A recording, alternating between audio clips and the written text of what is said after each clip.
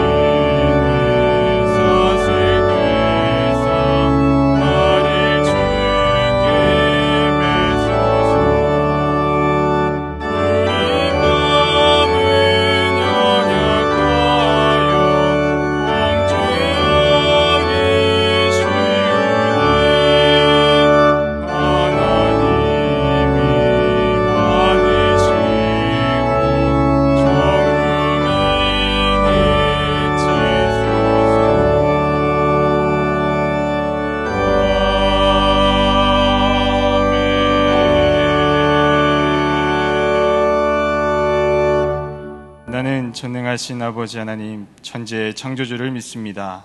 나는 그의 유일하신 아들 우리 주 예수 그리스도를 믿습니다. 그는 성령으로 잉태되어 동정녀 마리아에게서 나시고 본디오 빌라도에게 고난을 받아 십자가에 못 박혀 죽으시고 장사된 지 사흘 만에 죽은 자 가운데서 다시 살아나셨으며 하늘에 오르시어 전능하신 아버지 하나님 우편에 앉아 계시다가 거기로부터 살아있는 자와 죽은 자를 심판하러 오십니다. 나는 성령을 믿으며 거룩한 공교회와 성도의 교제와 죄를 용서받는 것과 몸의 부활과 영생을 믿습니다. 아멘.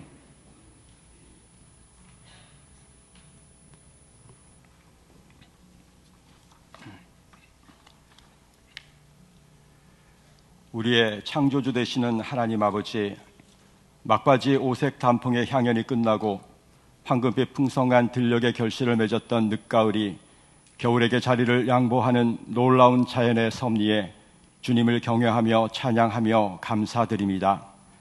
하지만 주님의 가장 소중한 창조물인 저희들은 이기심과 세상의 유혹으로 하나님의 섭리를 거스르며 주님을 슬프게 했음을 고백합니다.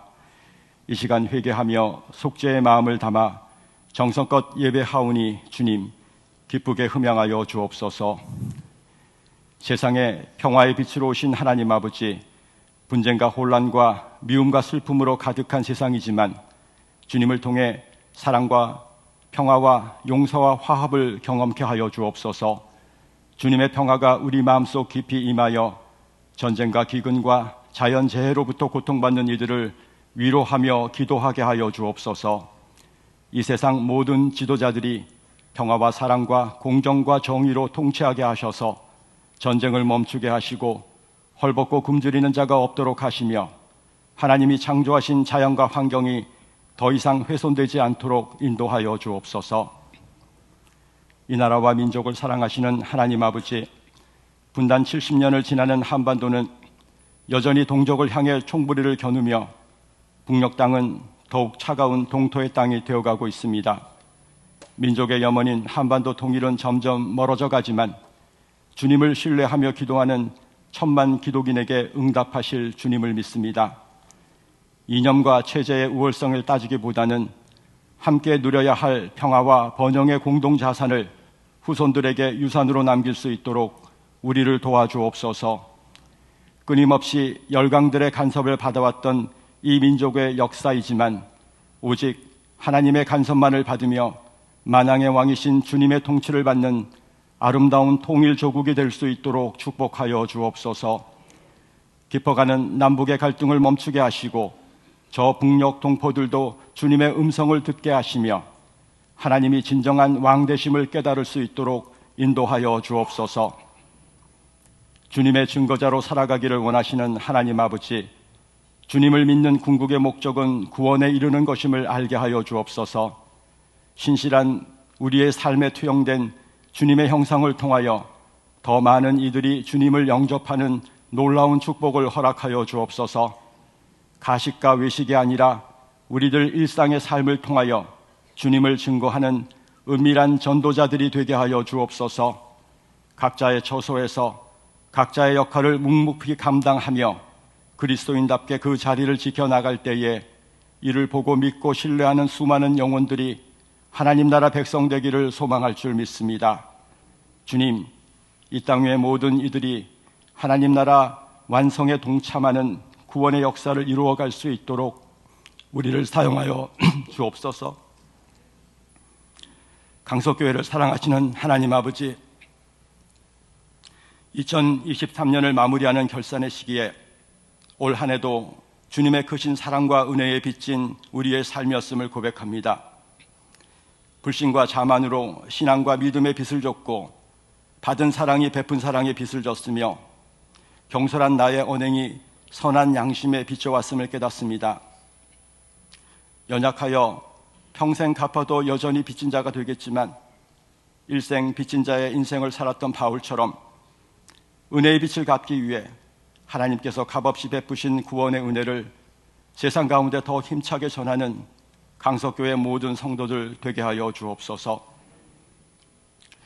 오늘도 단위에 세우신 목사님의 건강과 목회 사역 위에 함께하여 주시고 세상을 구원할 능력의 말씀을 통해 성도 모두 구원의 비전을 품게 하시며 할렐루야 찬양대의 아름다운 선율을 통해 성령 충만함으로 하나님께 감사하는 우리 모두가 되게 하여 주옵소서.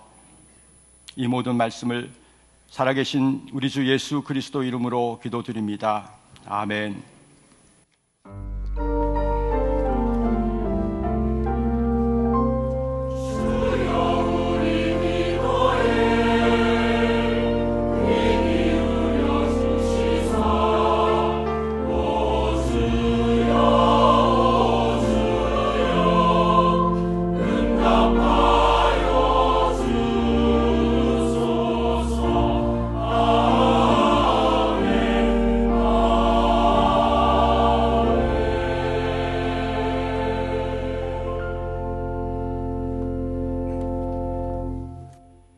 오늘 3부 예배에 오신 새 가족과 어제 결혼을 하고 첫 예배를 드리러 온 새 가정이 있습니다. 이름이 호명되면 잠시 자리에서 일어나 주시기 바랍니다.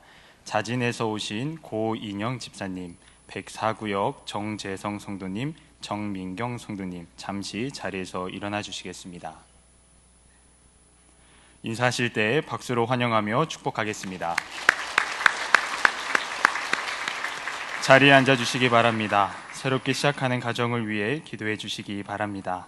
교회 소식을 말씀드리겠습니다. 오늘은 기관의 날입니다. 청년부 주관 청장년 초청 예배가 오늘 오후 1시 30분 이곳 예루살렘 예배실에서 있습니다. 모임입니다. 인사 및 정책 당회가 3부 예배 후 당회실에서 있습니다. 여전도회 협의회 총회가 오늘 오후 12시 40분 2층 새가족실에서 있습니다. 대상은 각 여전도회 신임 회장님과 현 여전도회 협의회 임원입니다. 예결산 당회가 다음 주일 오후 예배 후 당회실에서 있습니다. 원래회 및 총회가 있습니다. 주보를 참고해 주시기 바랍니다. 알림입니다. 제51회 사무총회가 12월 10일 주일 3부 예배 후 예루살렘 예배실에서 있습니다. 기간 감사가 3부 예배 후 4층 상담실에서 있습니다. 2024년도 찬양대 교사 각 위원회 봉사 신청을 받고 있습니다. 헌신을 희망하는 분들은 로비에 비치된 신청서를 작성하여 제출해 주시기 바랍니다.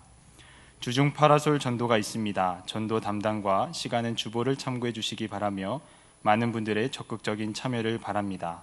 오후 2시에 교회 로비에서 함께 기도하고 시작합니다. 청년부 선교축제가 오늘 오전 10시부터 1층 로비에서 진행되고 있습니다. 선교 부스, 인생 네컷 즉석 사진, 굿즈 마켓, 먹거리 상점을 운영합니다. 성도님들의 많은 관심과 참여 바랍니다.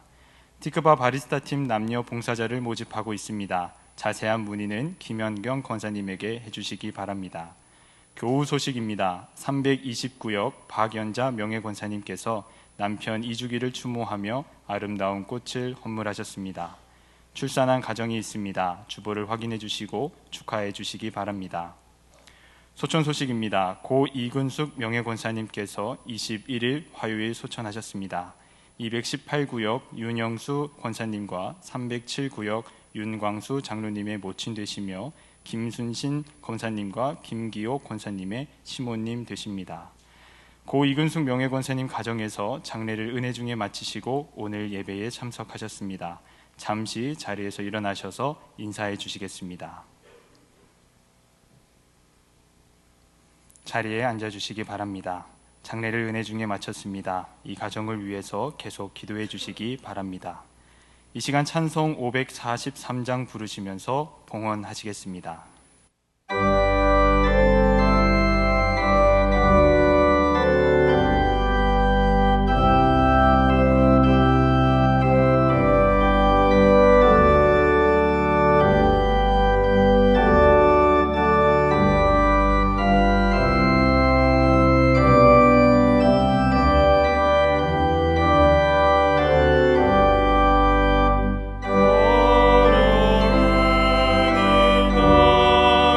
당할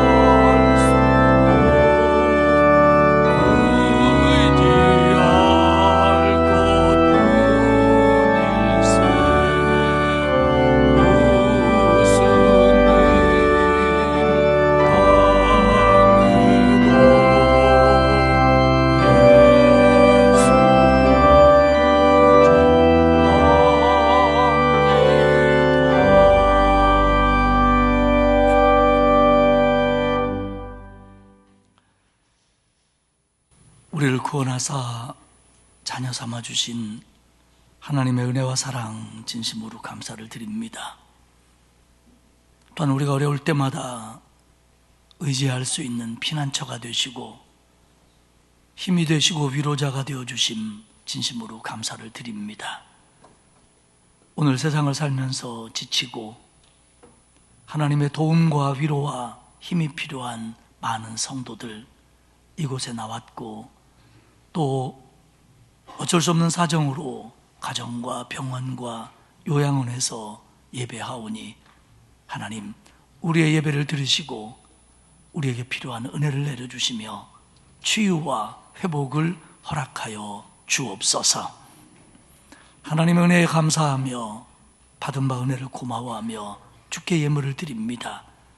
주일원금을 드리며 감사 예물 바칩니다. 받으시옵소서. 그리고 그 마음을 어여삐 여기시며 인생을 살아가며 감사한 일들이 많아지게 하옵소서. 하나님의 주심을 인정하며 고마워하며 10의 1조를 드리오니 하나님 연락하시옵소서. 드리는 가정과 그 자녀들과 손대어 하는 일에 복을 주셔서 영 육간에 부족하지 않는 풍성함으로 채워 주옵소서. 구제연금, 장학헌금, 국내외 선교원금 드립니다. 복음에 비친 마음으로 하나님의 사업에 동참하고자 드리는 예물이오니 보내시고 쓰여질 때 하나님이 그토록 기뻐하시는 하나님 나라 확장에 영원 구원의 밑거름이 되게 하시옵소서. 기도 제목을 담은 서원원금에 응답해 주시고 오늘 꽃꽂이 예물을 드리는 권사님의 가정을 축복하셔서 권사님과 가족 모두가 평안하며 강건하도록 하나님의 은혜를 부어 주옵소서. 아버지 하나님, 전쟁, 기근, 재난, 경제적인 어려움으로 고통받는 지구촌의 모든 백성들을 불쌍히 여기시며 하나님의 은혜로 다스려 주옵소서. 우리나라를 하나님 붙들어 주심을 고맙습니다. 강한 발로 붙드셔서 이 백성이 하나님 앞에 가슴을 찢고 돌아오게 하시며 하나님의 뜻을 실현하는 복된 나라 되게 하시옵소서.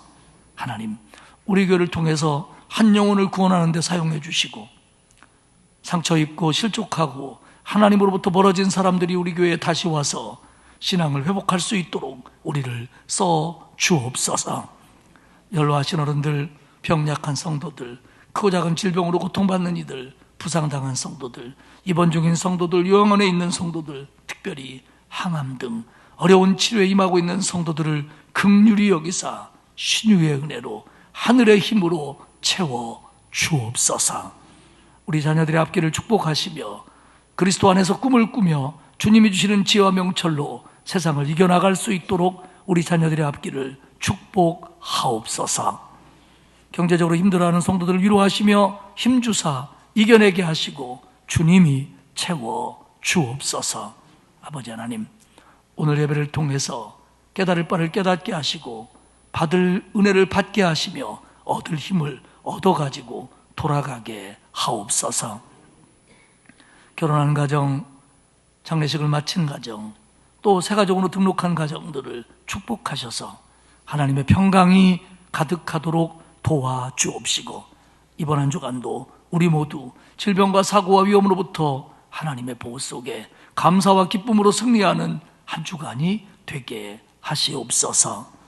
오늘 이 예배를 통해서 큰 은혜 주실 줄 믿으며 예수님 귀하신 이름으로 기도드리옵나이다. 아멘.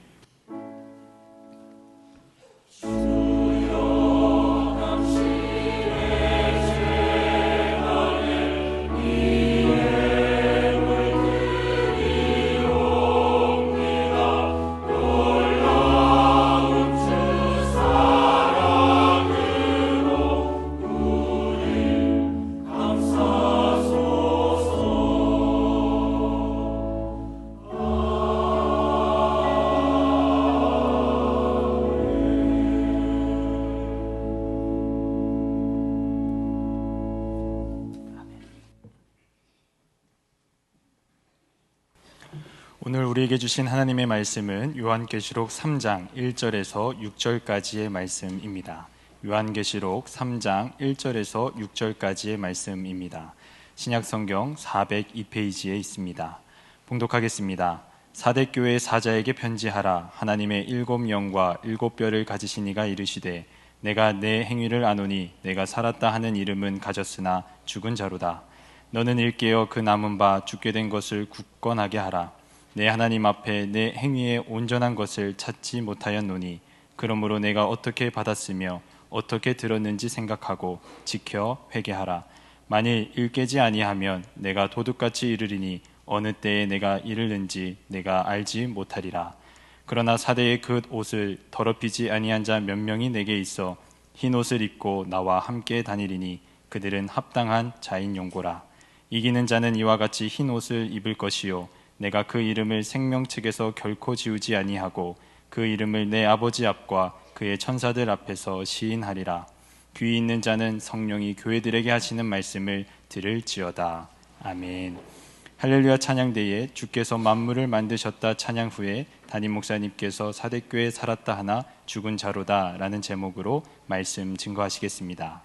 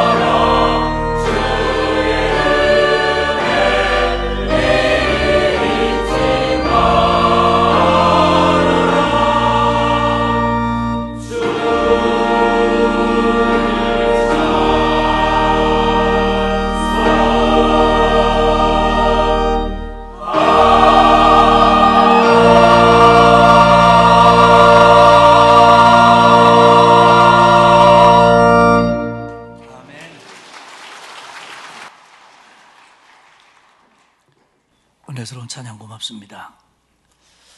오늘 우리가 읽은 말씀은 예수 그리스도께서 사도 요한에게 성령의 감동을 주어서 아시아의 7교회에 편지하게 하셨는데 그 중에 5번째에 해당하는 사대교회에 보낸 내용입니다. 우리는 이런 말씀들을 정확하게 이해하려면 그 당시에 사대는 어떤 상황이었고 그들의 신앙은, 그들의 사회는 어떠했는지, 그리고 그 말씀이 그것을 바탕으로 우리에게는 어떤 교훈을 주는지를 알아야 오늘의 말씀을 정확하게 받아들이는 것이 될 겁니다. 먼저 사대에 대해 생각하면요, 사대는 두아디라 교회에서 남쪽으로 65km쯤 떨어져 있는 곳으로서 지금은 그 투르키의 서쪽에 있는 옛 그 서머나인 이즈밀에서 아피온이라고 하는 대로변에 있는 도시입니다. 지금은 이제 폐허가 됐습니다. 고대 역사 속에서 사대는 팔토르스라고 하는 강이 통과되는 난공불락의 성벽으로 유명한 그런 리디아 왕국의 수도였습니다. 그 당시에 그 고대로부터 투르키의 서쪽에 리디아 왕국이라고 강력한 왕국이 있었는데 거기에 수도가 바로 이 사대입니다. 이 사대는 고대로부터 굉장히 잘 사는 도시였습니다. 그래서 사치와 부요의 대명사입니다. 그랬던 이유가 그 지역에서 최대의 금맥이 있는 금 생산지였기 때문에 돈이 넘쳤습니다. 세계사 속에서 사대가 중심이 된 리디아 왕국의 유명한 것 가운데 하나는 전 세계사 속에서 금과 은으로 동전을 만들어서 사용한 첫 번째 국가였다고 하는 겁니다. 지역 최대의 금 생산지였고 이를 바탕으로 한 금화 세공업이 발달하고 직조 제조물도 발달해서 주변의 성읍들보다 부요하고 향락이 가득한 도시가 사대였습니다. 사대가 이렇게 금맥이 있고 심지어는 그 강에서 사금까지 채취가 됐다고 그래요. 이러다 보니까 주변의 많은 국가들의 부러움을 샀고 이것을 빼앗으려고 하는 공격과 전쟁이 잦았습니다. 또한 지역 특성상 이곳은 큰 지진도 가끔 일어나는 그런 곳이었습니다. 가진 게 많았고 부요했지만 빼앗으려는 사람이 많아서 전쟁이 빈번했고 지진도 일어나서 모든 걸 잃어버리는 때도 있다. 이게 사대 상황입니다. 그러므로 사대 사람들은 불안했습니다. 지킬 것이 많아서 불안했고요, 빼앗길까 봐 불안했고요, 잃을까 봐 늘 불안했습니다. 그러다 보니까 사대 사람들은 이 불안한 마음이 하나의 마음으로 표출됐는데 그게 뭐냐면 종교심이었습니다.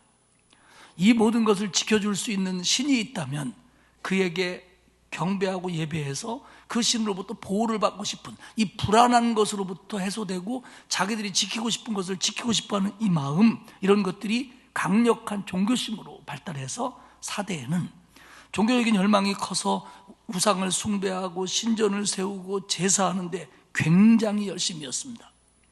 오늘 예배 정시에 오신 분들은 사대교회 제목이 있는 그림을 보았을 겁니다. 거기에 기둥 두 개가 크게 서 있는데 그 기둥 중에서 올라가서 이렇게 양꼬리처럼 꼬부라진 걸, 이런 것들을 갖다서 이오니아식이라고 합니다. 제가 이걸 뭐 이오니아식, 고린도식 뭐 많이 외웠는데 잘 못 외워요. 근데 요 놈은 분명히 합니다.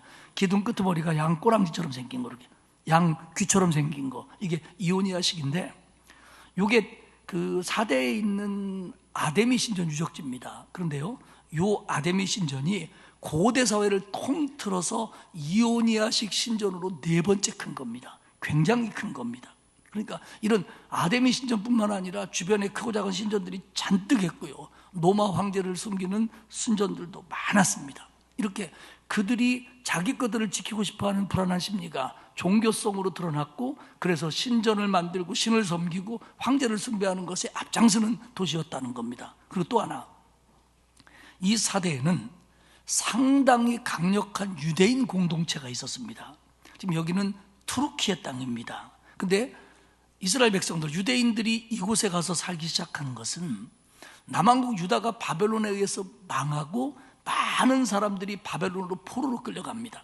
그런데 이 바벨론이 페르시아에게 망하고 파사왕 고레스는 유대인들이 예루살렘으로 돌아가도 좋다라고 하는 칙령을 내립니다. 그래서 뭐 수룹바벨, 느헤미야, 에스라 이런 사람들에 의해서 많은 사람들이 포로 귀환을 하지요. 그러나 다 돌아온 게 아니고 가봤자 다 무너져버린 예루살렘에 가서 뭘 얻을 게 있어, 그러니까 우리도 살 길 차지하지, 그러면서 오늘의 전 유럽으로 유대인들이 흩어집니다. 이것을 흩어진 유대인 디아스포라라고 부르는데, 이들 중에 상당한 사람들이 사대로 몰려들었다고 하는 겁니다.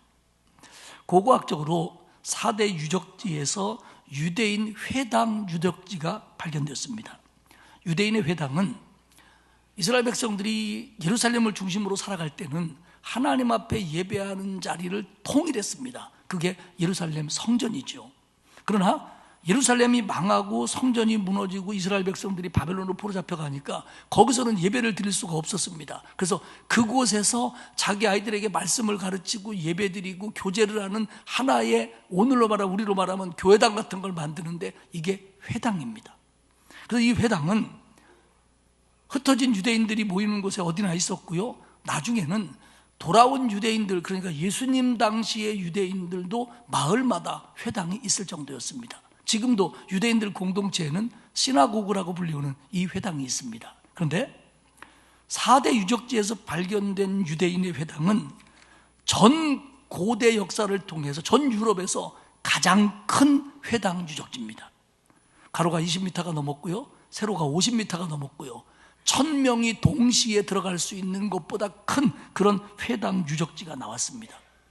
그리고 이 회당 유적지에서 80여 개의 비문이 발견됐는데 주로 그 회당을 건립할 때 기부한 것들과 관련된 내용이었다고 합니다. 그런데 그 내용을 분석해 보면 이 회당의 회원인 유대인들이 굉장히 부유한 시민들이었고, 심지어는 세습이 가능한 그런 공직을 맡고 있었던 사람들도 제법 많았다는 걸 그 비문에서 발견할 수가 있었다고 역사학자들은 말을 합니다.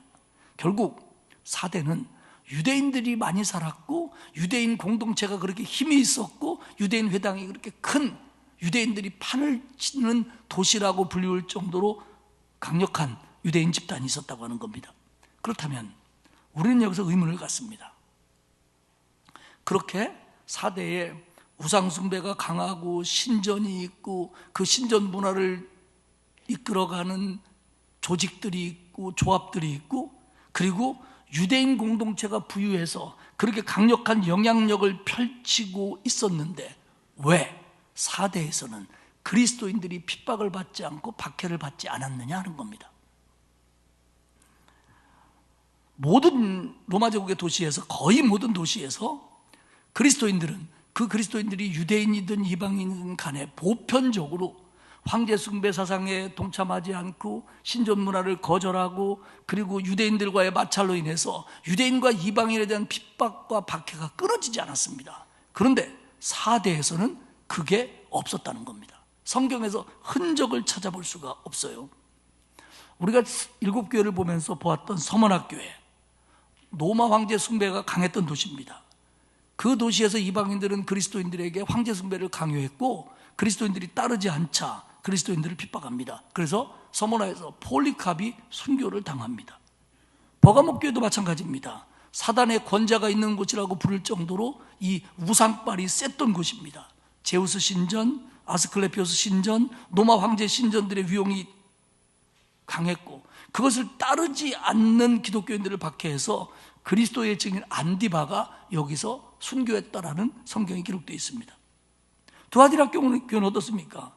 여기는 염색 업종이 발전하고 그 일에 종사하는 조합이, 카르텔이 강하고 힘이 있고, 이 조합이 도시를 지켜주고 자기를 복준다는 신들에 관한 예배와 의식을 주관했는데 그 조합에 참여하지 않는다고 기독교인들에게 불이익을 줬고 박해를 줬습니다. 이게 보통 로마 제국에서 있었던 일들이고, 이런 도시들이 바로 4대 옆에 붙어있는 도시들입니다. 우상 숭배하지 않는다, 황제 숭배하지 않는다, 지방의 행정관리와 그 지역의 유력한 상업조합의 리더들로부터, 조합원으로부터 상업적인, 경제적인, 사회적인, 종교적인 핍박과 박해를 받았습니다. 보통 도시들 속에서. 그런데 4대는 그게 없었습니다. 또한 초대교회 역사 속에서 바울이나 바울과 같은 전도자들이 어느 도시에 가서 복음을 전하다 보면 그 전도자들을 통해서 예수를 영접하게 된 사람을 가장 싫어하고 미워한 사람들이 유대인입니다. 바울도 유대인이었지만, 그러니까 왜 유대인들이 싫어하냐면, 유대인들은 자기들도 하나님을 믿는다고 그러는데, 하나님을 믿는다고 하는 그리스도인들이 유대인들이 십자가에 처형한 죄수인 예수 그리스도를 하나님의 아들 구주라고 믿고 있고, 자기들이 목숨처럼 사랑하고 구원의 수단이며 은혜의 방편이라고 믿는 율법 준수를 저들이 우습게 여기고 있다, 등한시하고 있다는 것 때문에 그리스도인들을 가장 싫어한 사람이 초대교회 속에서 유대인들입니다. 물론 그 유대인들이 회심하고 돌아온 사람도 있지만요. 서머나교회를 보면 요한계시록 2장 9절 하반절에 이렇게 되어 있습니다. 자칭 유대인이라 하는 자들의 비방을 알거니와 실상은 유대인이 아니요 사탄의 회당이라. 유대인들이 그리스도인들을 못마땅하게 여깁니다. 그 그리스도인이 유대인이든 이방인이든 간에요. 왜? 아까 말씀드렸잖아요. 예수를 구주라고 믿는다. 율법을 안 지킨다. 그러다 보니까 이들이 그리스도인들을 핍박하고 불이익을 당하게 해야겠는데 뭐 건더기가 없으니까 거짓으로 비방하고 황제 숭배를 방해한다, 안 한다, 이런 걸로 고발해가지고 굉장히 핍박을 가했습니다. 이런 서머나의 유대인 공동체를 향해서 예수님은 뭐라고 말씀하셨냐면, 그들은 실상은 하나님의 백성이 아니다, 사탄의 하수인일 뿐이다, 이렇게 평가했습니다. 우리가 사도행전 전체를 한번 쭉 보았었는데요, 사도행전을 보면 비시디아의 안디옥에서도 유대인의 시기가 가득해서 바울과 바나바가 전한 복음, 그 복음을 반박하고 비방했습니다. 이고니온에서도 유대인들이 이방인들을 꼬셔가지고 바울 일행을 모욕하고 돌로 때렸습니다. 루스드라에서는 더했습니다. 유대인들이 돌을 들고 바울을 직접 때려 바울이 죽은 줄 알고 읍내 바깥에다가 던져버렸습니다. 이렇게 유대인들은 그리스도인들만 보면, 교회 공동체만 보면 핍박하는 것이 보편적인 일이었습니다. 그런데 비시디아의 안디옥, 이고니온, 루스드라, 이런 곳들이 다 터키의 지역들입니다. 그런데 왜 사대에서는 강력한 유대인의 공동체가 있었고 유대인의 인구도 많았고, 그리고 신전 문화와 신전 신앙을 가진 사람들이 그렇게 열심이었는데 왜 그들은 사대의 그리스도인들을 핍박하지 않았던 걸까요? 예수를 믿는다는 것 때문에 가해졌던 유대인의 핍박도 지역신을 섬기지 않고 황제를 섬기지 않고 상업조합에 가담하지 않는다는 이유에서 나왔던 이방인에 의한 박해도 사대에는 없었습니다. 어떤 박해도 없었습니다. 그 시대의 모든 지역들 속에서 거의 일어나고 있는 박해가, 핍박이 이들에게는 왜 없었느냐는 거죠. 성서학자들은 사대교회 성도들은 회당 공동체의 유대인들과 평화적으로 공존한 것 같으며, 이교도가 대부분인 도시의 지도자들에게도 우상 숭배자인 시민들에게도 반대를 별로 받지 않았던 것 같다. 사대교회 성도들은 세상과 편안한 관계를 가졌었다, 이렇게 평가합니다. 그러면 얼핏 보면 이게 굉장히 바람직해 보입니다. 그들과 좋은 유대 관계를 갖고 편안한 관계를 갖고 평화적으로 공존하고, 그런데 주님의 평가는 굉장히 호되입니다. 이런 사대교회를 주님은 굉장히 크게 책망하셔요. 오늘 요한계시록 3장 1절에 보면, 사대교회의 사자에게 편지하라. 하나님의 7영과 7뼈를 가지신 이가 이르시되, 내가 네 행위를 아노니 내가 살았다는 이름은 가졌으나 죽은 자로다. 유대인들에게 핍박도 받지 않고 평화적으로 공존하고 그 시대에서 잘 먹고 잘 살고 있는 사대교회 성도들에게 주님은 말씀하시기를, 너는 살았다는 이름만 가진 교회다, 이렇게 얘기합니다. 그러면서 천사를 거느리고 천상의 권사를 가진 주님이 뭐라고 하냐면, 내가 너의 행위를 안다, 이렇게 말씀하십니다. 7교회 보낸 편지들을 보면 처음 시작은 다 예수님이 그들에 대해서 내가 너희의 어떤 것을 안다 라고 시작합니다. 알고 있다는 겁니다. 여기서 안다라고 표현된 이 헬라어 단어는 오이다라는 뜻이고요, 신약성경에 또 다른 아이다라고, 안다라고 하는 의미를 가진 단어가 있는데 그건 헬라어 기노스코입니다. 근데 이 기노스코는 경험과 학습에 의해서 얻어진 지식을 말합니다. 그리고 오이다는 분명한 지식, 사실에 관한 지식을 말합니다. 그러니까 예수님이 내가 너를 안다, 너에 대해서 안다라고 말하는 것은 틀림없는 사실을 알고 있다, 이런 뜻입니다. 뭐 어떻게 들어서 알고 경험으로 알고 내 판단으로 아는 게 아니라 확실한 걸 주님은 알고 있다는 겁니다. 오래전에 개봉했던 영화 제목이 이런 게 있었어요. 나는 지난 여름 네가 한 짓을 알고 있다. 이런 얘기 들으면 섬찟하잖아요. 예. 지난 여름에 네가 어떻게 했는지 알고 있다는 거예요. 봤다는 거예요. 주님은 사대교회에서 말씀하시기를 나는 너의 행위를 안다는 거예요. 근데 이 계시록 3장 1절을 원문에 보면 첫 번째 단어가 오이다입니다. 안다. 이렇게 시작합니다. 그러니까 이 1장에서 가장 강조하는 건 뭐냐면 주님이 안다는 거예요. 안다. 너의 행위를. 나는. 그러니까 주님은 너의 행위를 알고 있다. 주님은 내 행위를 정확하게 실제적으로 다 알고 있다. 너희는 너희 교회가, 너희 교회 성도들이 네 자신이 살아있다고 생각하지만 예수 그리스도는 다르게 알고 계시다. 예수님은 정말 알고 계신데 예수님은 너희들을 죽었다고 생각하신다. 이런 뜻입니다. 이런 그리스도의 책망에 대해서 아마도 사대교회가 돈이 많고 향락을 추구하는 도시이다 보니까 사대교회 성도들도 물들어서 돈을 사랑하고 세상을 사랑하고 향락을 추구하다 보니까 영적으로 죽은 교회가 됐다는 것에 대한 예수님의 책망이다. 이렇게 해석하기도 하고요. 어떤 이들은 앞서 말씀드린 것처럼 사대인이 가졌던 이 불안한 마음, 이 부유하지만 전쟁이 빈번하고 자기들을 점령하려고 하는 사람도 많고 지진도 일어나고 하니까 이런 불안한 마음에서 나온 종교심이 그 불안한 마음을 위로받고 불안한 마음을 해결받고 도움받으려고 하는 마음이 그들 모두에게 있었는데 어떤 이는 신전으로 가고 어떤 이는 유대인 회당으로 가고 이들은 교회로 왔다. 그러니까 결국 그들이 교회를 다니면서도 그들이 추구하는 것은 구원이나 하나님 나라나 그리고 하나님의 공의의 실현이나 이런 게 아니고 지금 다른 곳 다니는 사람들과 똑같이 현실적인 욕구의 문제, 안전의 문제라든지 축복의 문제라든지 이런 걸 해결받으려고만 교회를 다닌 것에 대한 주님의 책망이다 라고 해석을 합니다. 제가 볼 때는 두 가지가 다 포함된 것 같아요.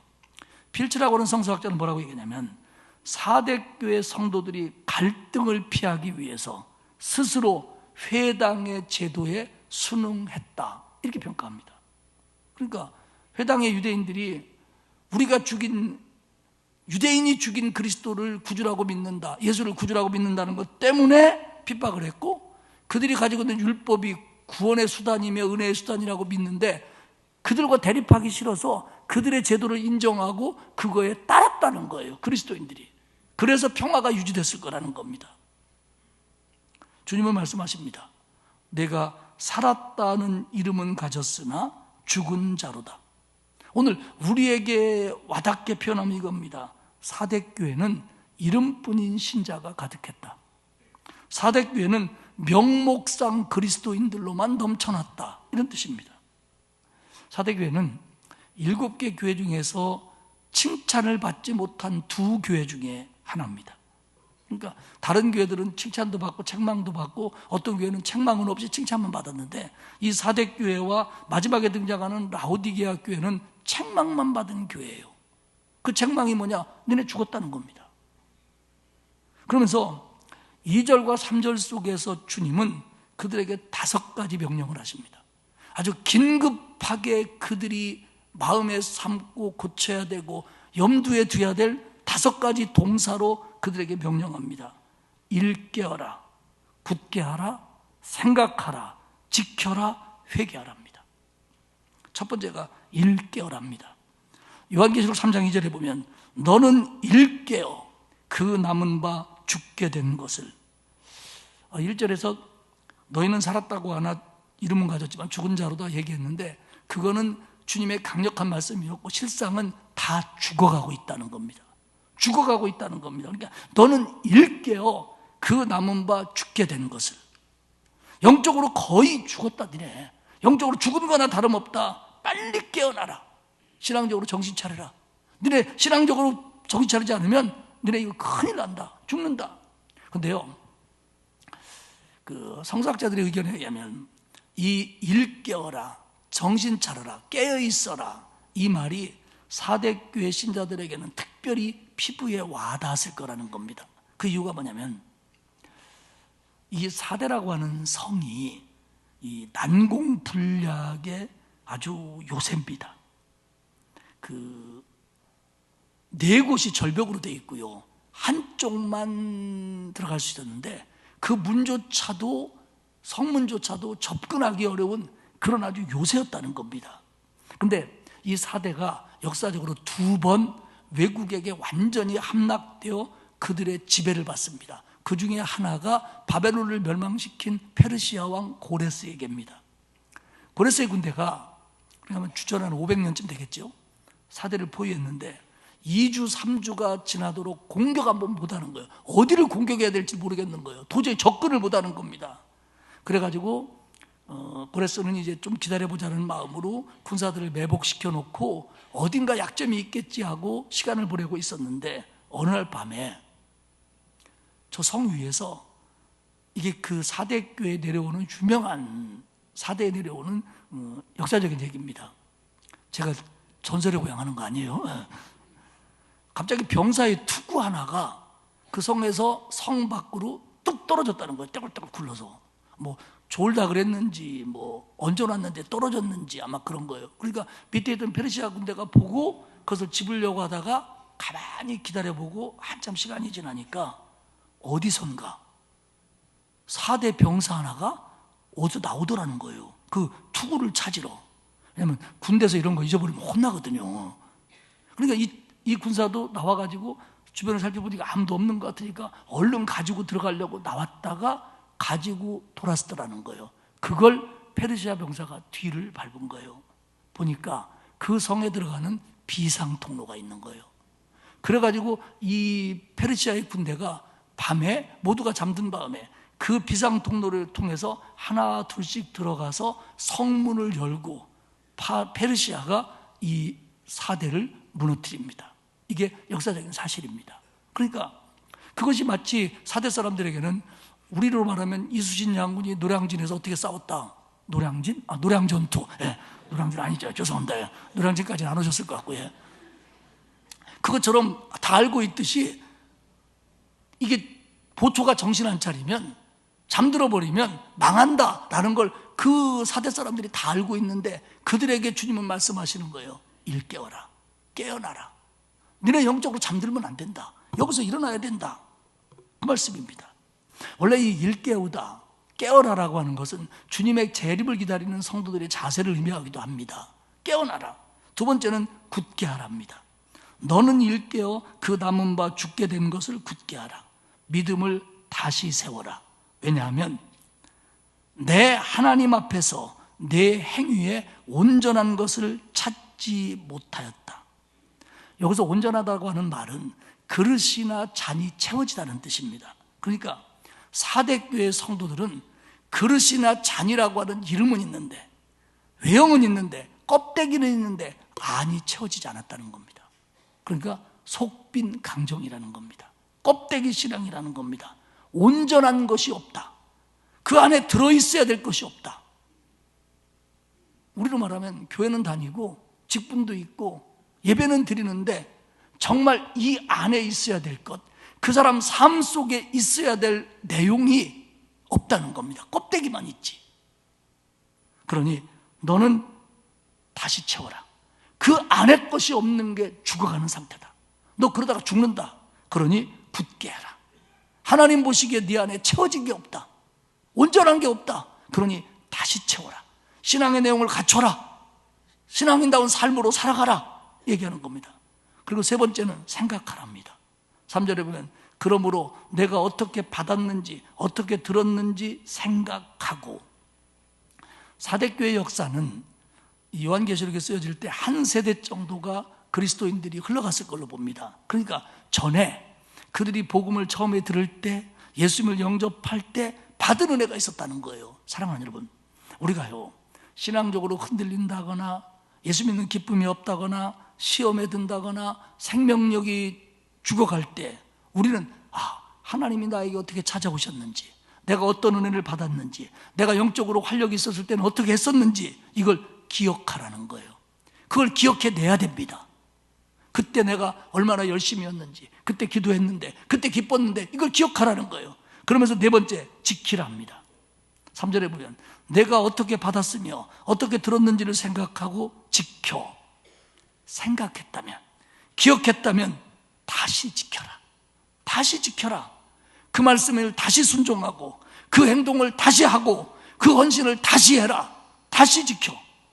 그리고 마지막으로 회개하랍니다. 생각하고 지켜 회개하라. 이 말은 기억하고 다시 지킴으로 회개하라, 이런 의미도 될 수 있고요, 기억하고 회개하며 지켜라, 이런 말도 될 수 있습니다. 그러니까 누가 그렇게 하면 안 된다고 하니까 의미도 없이 행동만 따라서 바꾸는 게 아니라 이게 얼마나 잘못된 것들이었으며 얼마나 영적인 생명력을 도태시키는 것이었는지를 깨닫고 회개하며 고치라는 겁니다. 결국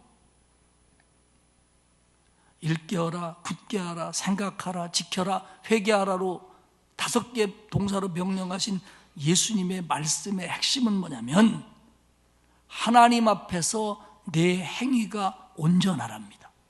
아까 말씀드린 대로 신앙이라고 하는 그릇 안에 온전한 것들을 채우라는 겁니다. 그건 마음일 수도 있고 행동일 수도 있는데 여기서는 행동을 강조합니다. 하나님 앞에서 내 행위가 온전해져라. 네가 그리스도인답게 살아라. 너는 믿음이 있노라 했지만 하나님이 보시기에 하나님 앞에서 온전하지 못했다. 겉모양만 그럴듯했고 빈 껍데기였다. 그래서 남들이 보면 네가 생각할 때는 살아있다고 생각할지 모르지만 너희는 속빈 강정이었다. 죽어가고 있다. 거의 다 죽었다. 빨리 회개하고 고쳐라. 신앙을 굳게 해라. 하나님 앞에서 신앙인답게 행동해라. 신앙인답게 살아라. 미국에서 목회하시는 어떤 목사님이 강의를 하는 걸 들은 적이 있습니다. 그분이 그런 얘기를 해요. 미국 교회 목사들이 주일날 오전에 하는 일 가운데 하나가 성도들에게 전하는 일이라는 거예요. 왜냐하면 자기네 교회가 없으니까 미국 교회에서 주일 예배를 드리다 보니까 미국 교회 예배가 끝난 다음에 그들 오후 예배 안 드리니까 오후에 그 성전에서 한인들이 모여서 예배를 드렸다는 겁니다. 그러면 자기가 목회하는 교회 신자들이 많지 않기 때문에 주일날 오전이면 다 전화를 한답니다.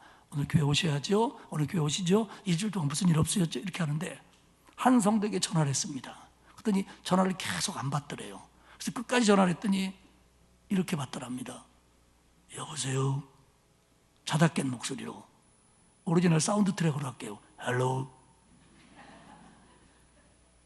그래 목사님이 오늘 주일인데 교회 오실 거죠? 근데 그분이 그러더라고요.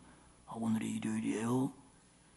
근데 이 사람이 누구냐면 그 목사님이 하신 대로 그대로 옮기면 한국에서 목회를 하는 목사님이었는데 전화 받은 사람이 미국에 목회하러 갔다가 어떻게 뭐가 잘못돼가지고 목회를 그만두고 먹고 살아야 되니까 뭔가를 하면서 그 교회에 가끔 나오는 분이었다는 거예요. 그분이 목사님이었다는 거예요. 그러니까 여전히 목사라고는 직분은 있고 그 내용은 목사지만 겉은 목사지만 하나님 보시기에 그 목사로서 채워야 될 것들이 채워지지 않았다는 거예요.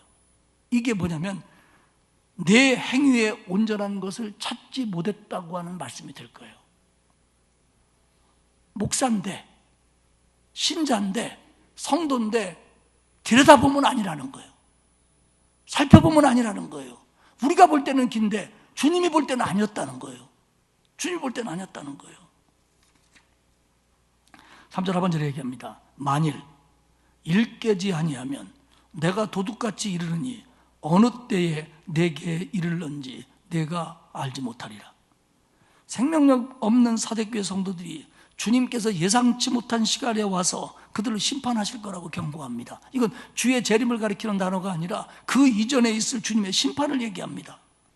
그러면서 요한계시록 3장 4절에 얘기합니다. 그러나 사대에 그 옷을 더럽히지 아니한 자 몇 명이 내게 있어 흰 옷을 입고 나와 함께 다니리니 그들은 합당한 자인 연고라. 우상 숭배의 파도 속에서 세상 사랑의 오염 속에서 향락의 물결 속에서 유대인 회당의 압박 속에서도 더럽히지 않은 자들이 있었다는 겁니다. 그들은 흰 옷을 입고 나와 함께 다니리라. 세상을 살면서도 내가 동행할 것이고 그리고 천국에서 나와 함께 영원하리라. 그러면서 5절에 이기는 자는 이와 같이 흰 옷을 입을 것이요 내가 그 이름을 생명책에서 결코 지우지 아니하고 그 이름을 내 아버지 앞과 그의 천사들 앞에서 시인하리라. 이기는 자. 그런 사대의 물결 속에서 신앙의 내용을 지키고 살아가는 사람들, 그리고 지금 이 말씀을 듣고 고치고 회개하여 신앙인답게 살려고 발버둥치는 사람들, 그들을 오늘 성경은 이기는 자라고 부르며 그에게 두 가지 약속을 합니다. 하나, 생명책에서 이름을 지우지 않겠다. 이건 영생을 얘기합니다.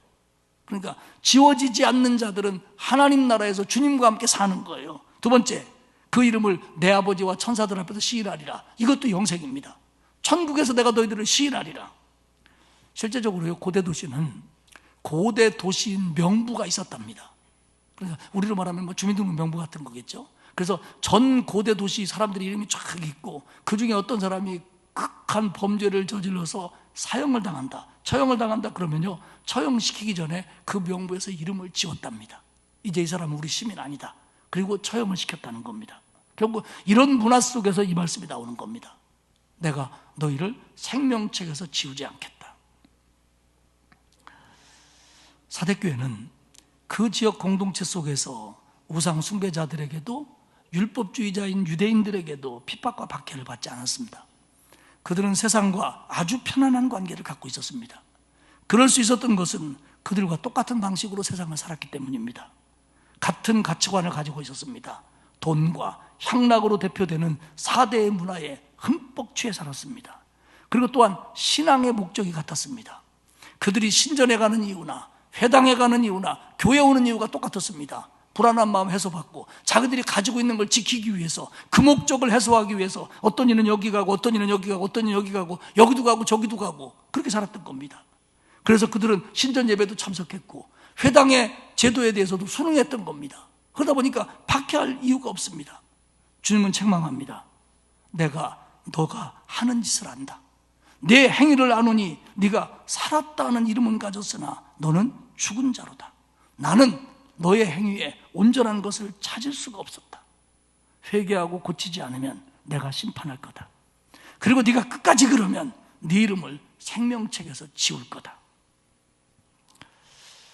사랑하는 여러분, 우리가 세상을 살면서 세상 사람들과 똑같은 가치관으로 살 때 영원한 하나님 나라가 아니라 현실만을 바라보고 세상을 사랑하고 세상 것들을 지키고 갖기 위해서 하나님을 이용하는 걸 신앙이라고 여길 때, 그러면서 우리가 빈 껍데기는 목사요 신앙인인데 우리의 행위가 하나님 보시기에 온전한 것이 하나도 없을 때 우리는 똑같이 책망을 받을 겁니다.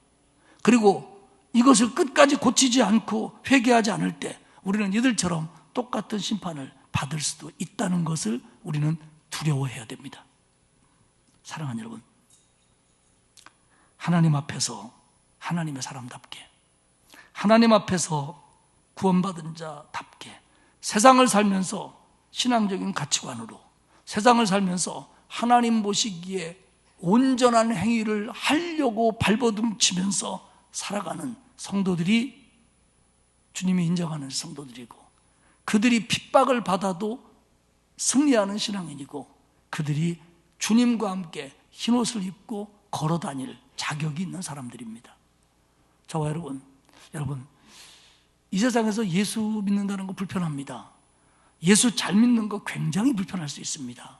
그렇지만 그 불편과 손해를 불편으로 여기지 않고 하나님이 주실 상급을 바라보며 주님이 나와 동행하신다는 걸 믿고 이 세상을 살면서 주님이 원하는 모습으로 살아가려고 노력하는, 애쓰는 저와 여러분들이 다 되시기를 주님의 이름으로 축복합니다.